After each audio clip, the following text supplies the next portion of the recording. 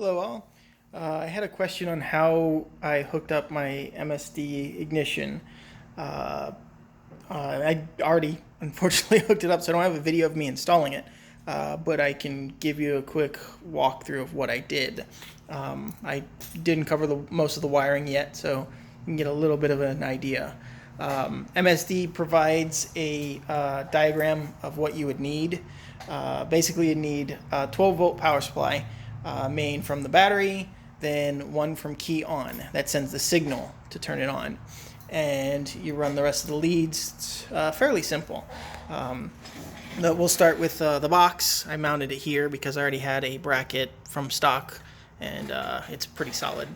So you have your leads, your wires, and your green and violet, or purple, whatever you want to call it, will go to positive and negative to your distributor. That is pretty simple. What I did was I created a little jumper wire or plug here so that I could still utilize the stock plugs here.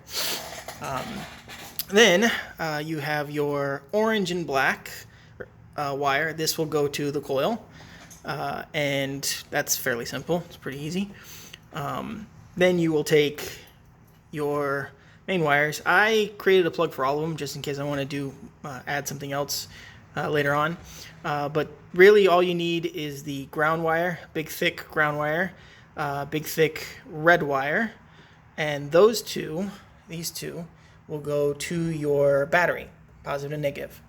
Then this little wire is actually key on signal. So when you turn your key, not starting, but when you turn your key on, and it has a 12-volt constant, that sends a signal to turn this on.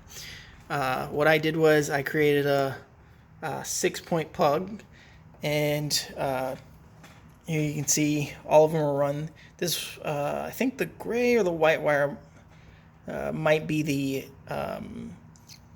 RPM gauge. I can't remember, but these are not really plugged in on my end.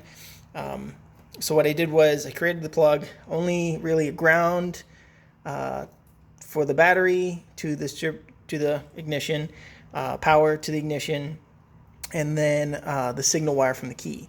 Now on my KE30, I have this main hub here, main plug for the body harness, I guess, or the engine, but mine had nothing plugged into it.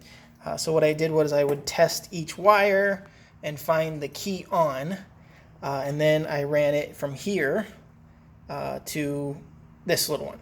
Okay, then I ran a positive and negative, this one going all the way tucked under here, following the stock one, then running back down and under the plate, the battery tray, and back up too. And I created these little plug wires because I always want to make sure I can test things without having to take everything off. And I used stock wire plugs that I found had extra, thank God. Made a little ground point for it, and I did the same for the power. So using stock wiring and plugs, you can still make your own and still keep it somewhat nice, and everything works. Hopefully that'll help you guys out.